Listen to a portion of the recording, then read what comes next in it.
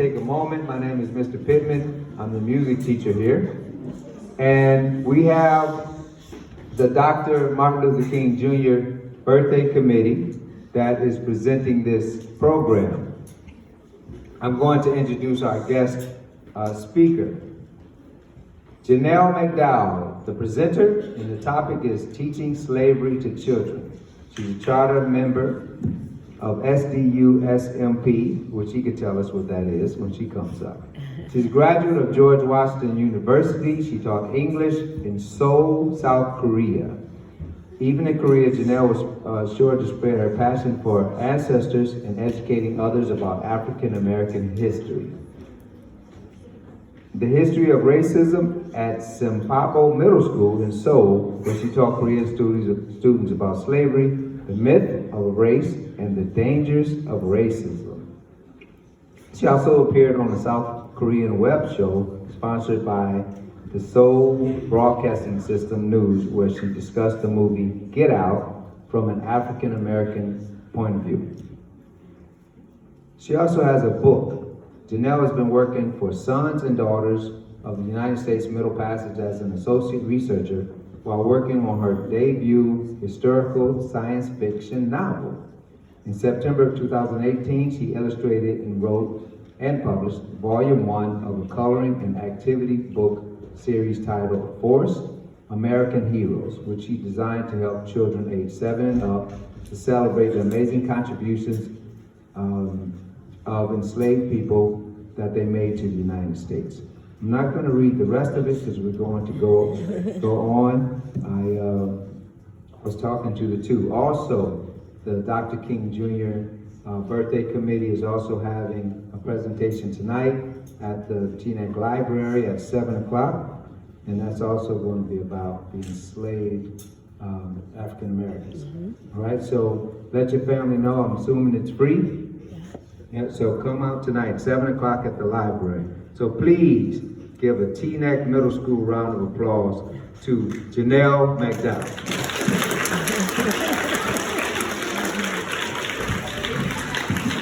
Thank you. Okay, everyone, my name is Janelle, and I'm going to talk to you guys a little bit about slavery, okay? But I promise you're going to leave feeling really not excited about slavery, but when I tell you these stories, you're gonna feel fired up about them. So before we start this presentation, I want you guys to think, on a scale from 1 to 10, how much do you know about slavery? You can think about yourself. Oh, okay, I see some 10s, okay. I see some 7s, some 9s, okay. Wow, you guys are really confident.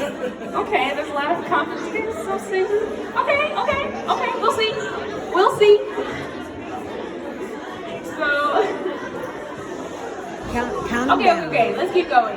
Count I want you guys to think about, if you're a 10, I saw some 10s over here, so if you really think you're 10, so I want you to think about how long did slavery go on for and why did it start? So I'm gonna have the answer on here in a little bit, so you guys can, I see some hands. Wow. Should I call some people? Okay, wait. You can check yourself. You can check yourself. I'm gonna have it up there. And then I want you to think about, do you think learning about slavery is important? So think about that while you're sitting there. And then I want you to think about some famous enslaved people that you know about. Some famous ones. And you can test yourself and see if I talk about the people that you know or if I talk about people you don't know. Okay, so for those of you who said you knew how long slavery went on for, how long is this for those people who can do math?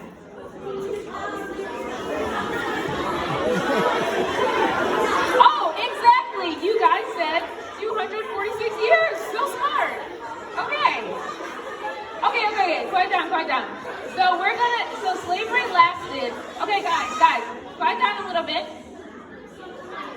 So slavery lasted for 246 years. I'm going to talk a little bit about why it started so we can have a little background information. So Europeans came to the New World in 1619. They came to this place before it was the United States, and they thought, oh my gosh, there's so much land here. What are we going to do with it? But then one of them had an idea. They said, okay, we're going to take this land from whoever's here, but if we take this land, how are we going to turn it into something? Because we don't want to do the work. So at that time, there was a lot of slave trading going on in other parts of Europe, like Portugal and Spain. And so they had the idea, when they came to this country, that they're going to go to Africa, kidnap and buy people, and use them for free labor. So what they did is they would go there, and they would trade spices and food for people. Can you imagine that? I mean, I'm sure you guys know how to trade. You guys probably trade things with your friends. But could you imagine trading a piece of food for a person to make them work for you? So when they brought people from Africa to this country, they wanted to make sure that they separated the families. They wanted to make sure that it made it illegal for them to learn and read and write. They wanted to take away their religion, their history, and tell them that because of their skin color, they're not as good as they are because their skin is lighter. And they wanted to treat them like animals. And all this they did for money and to make sure that they kept their power. So when they brought Africans over to this country, they did through what is called the Middle Passage, which is a forced voyage from Africa to other parts of the world. So you can see that where they're all mostly taken from in Africa. And out of all the people taken, 4% came to this country. And those are the 4% I'm going to talk about because this is our history. So during the voyage, they had to pack people like this. Can you imagine being this close to somebody for months? I mean, I'm sure, you can think of how it would smell, how it would feel to be that close to someone. You're all alone, it's dark. I mean, they were probably really scared. So one thing that we need to remember is that enslaved people were just like you and me. They had hopes, they had dreams, they had friends, they had families. And can you imagine being taken and transported someplace where you have no idea where you're going? That's what they had to do. And the journey was so hard for them that about 2 million of the estimated 12 million died before they even arrived. So what kind of people did they take? So in Africa, a lot of people, they were very, very advanced. So for example, this man, Abdul Rahman, he was a prince. And during a battle, he was kidnapped and sold into slavery by a rival. And he was enslaved for 40 years. And when he was in this country, when he was here, somebody recognized him because they were in Africa before, and they thought, oh my gosh, that's the prince.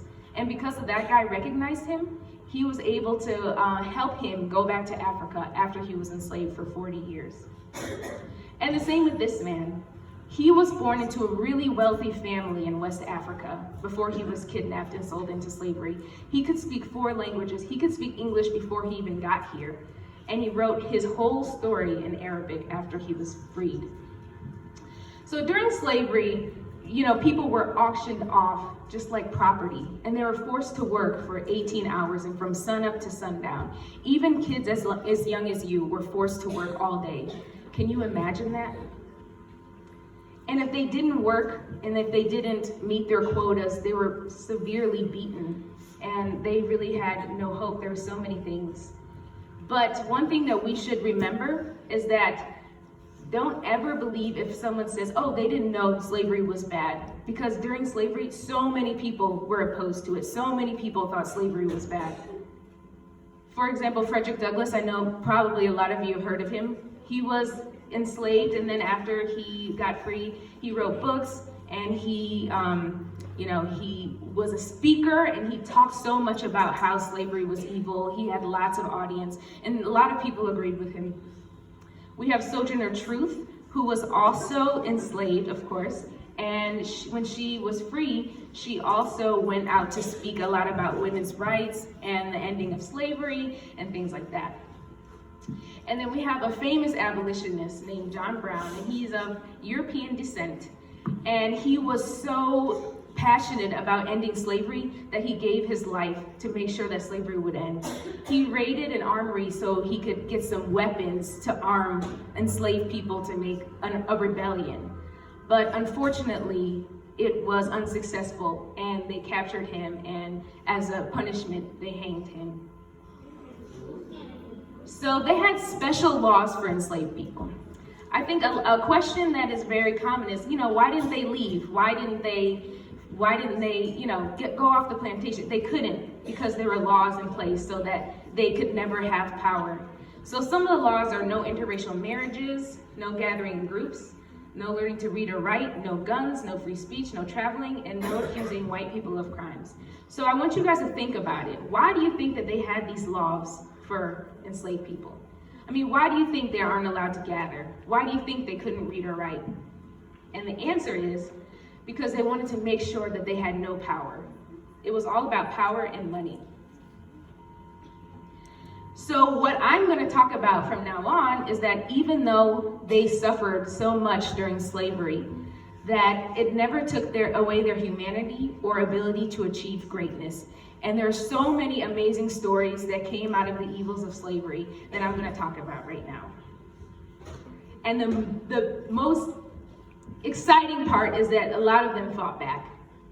So there's a man named Nat Turner, and he led a slave rebellion. And there was like a large group of them, and they were marching for demanding freedom.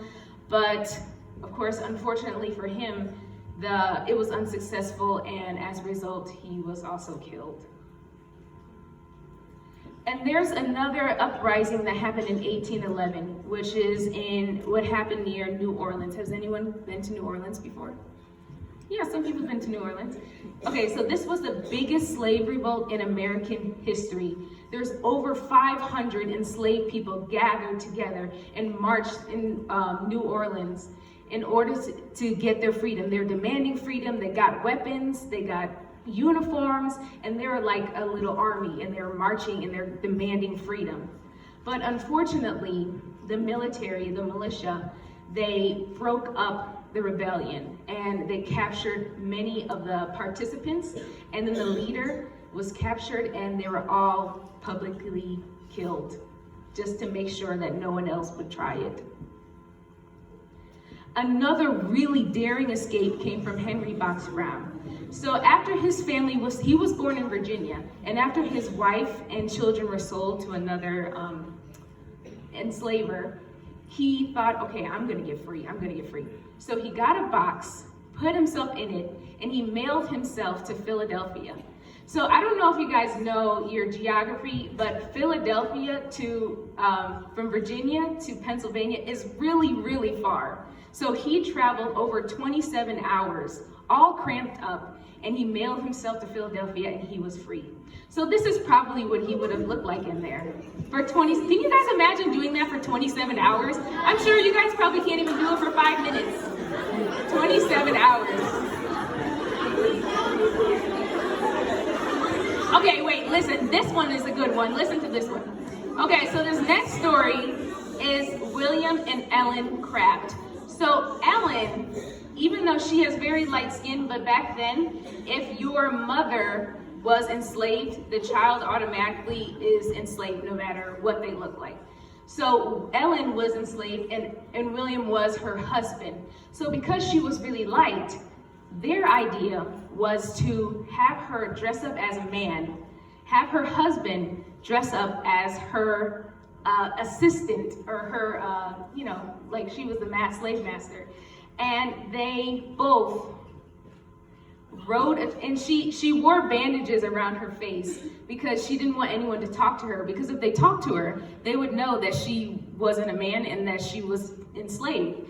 And she had a bandage on her arm because she couldn't read or write. So she didn't want anyone to try to, ask her to write or anything like that. So doing this, they both escaped on a train to Philadelphia. Most of the time, they have to travel at night to make sure that they don't get caught. But they traveled in broad daylight in a train, and they were successful.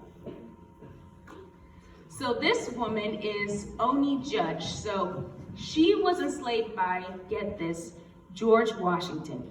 George Washington had enslaved over 300 people, and she was one of them.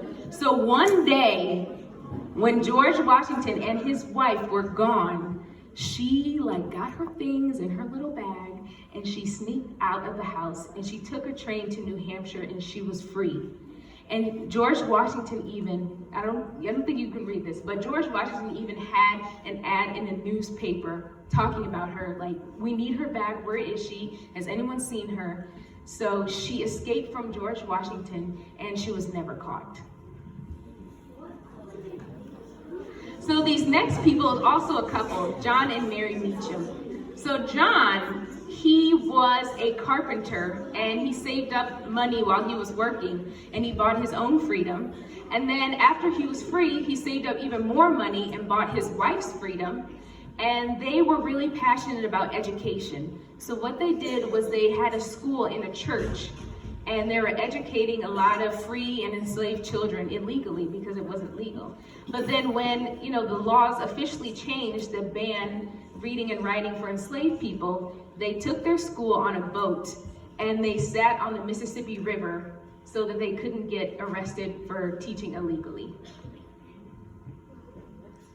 And enslaved people also participated in a lot of wars. So Robert Smalls, he was in the Civil War. What he did was that he stole a boat from the Confederates and he pretended to be the captain. So he got the boat and then he got a lot of enslaved people on the boat and then they just sailed away and he helped them be free. And then after that, he got into politics and he was elected in politics and he became like a huge member of the community after freedom. And Kathy Williams, this is like Mulan, but an enslaved version. And she really, really wanted to fight in the Civil War. She really wanted to do it. But of course, women couldn't enlist in the war. So what she did was that she enlisted disguised as a man. And she fought in the war for years until she got hurt and she was caught. And then she went out of the military. So Harriet Tubman, yes. Yeah, you guys know about Harriet, yes. So Harriet Tubman escaped from slavery. She escaped, but she said, you know what? I can't escape by myself. I need to help people. So she went back and she helped over 70 people get freedom on the Underground Railroad. But the Underground Railroad is actually a series of safe houses. So they would say, okay, you go to this house, and then at night when there's no one around, you go to that house, and then you eventually keep going to different houses until you go to reach a free state. So that's what she helped over 70 people get on the Underground Railroad. She was also in the Civil War, and she was a spy. So she would go places, and then she would try to get some information, and she would deliver a lot of information to the Union side so that they can win battles. And she also led a raid during the Civil War. And during this raid, she rescued a lot more enslaved people. So she was a hero. And also, enslaved or freed people now, they were also really involved in politics. So Blanche Bruce was born enslaved as well. And after he was free, he's another one who was really passionate about education. After he was free, he established a school for African American children, and he became involved in politics and was the first African American to serve a full term on the U.S. Senate and sign currency. So if you look at when he was in politics, and if you look at the money, his signature is on the money. And the next one is Joseph Rainey. So during the Civil War, he was forced to work for the Confederates. And he's like, I'm not working for the Confederates. So he escaped to the West Indies with his family, and he worked as a barber and earned some money. And then after the war was over, he came back, and he got involved in politics. He was the first African American to serve on the U.S. House of Representatives, the second African American to serve on the U.S. Congress, and the first presiding officer of the House of Representatives. Yeah. So now we're going to get into a couple of artists and musicians, and let me see what you think about their work. So Tom Wiggins, he was born blind on a plantation. And the people who were enslaving him thought, oh, he's blind, he can't work. What are we going to do with him? but he was really good at playing the piano. He was a prodigy. He would hear sounds and he'd be able to perfectly recreate them, and he would hear music and he'd be able to perfectly play it, and he really had a gift. So he was a music composer. He would write his own music, and he was the first African American to give a concert at the White House. So Harriet Powers was also born enslaved, of course, and she was a quilt maker. So with her quilts, she loved to tell stories. She was a storyteller. So with her quilts, she would tell a story, and each panel of her quilts is one part of a big story. So I want you guys to take a look at, no wait, I'll show you the next one. So I want you guys to take a look at this quilt for a second. And I want you to just think about what story do you think she's telling in these quilts? So what story is each picture part of? Yeah, it could be Jesus, yeah.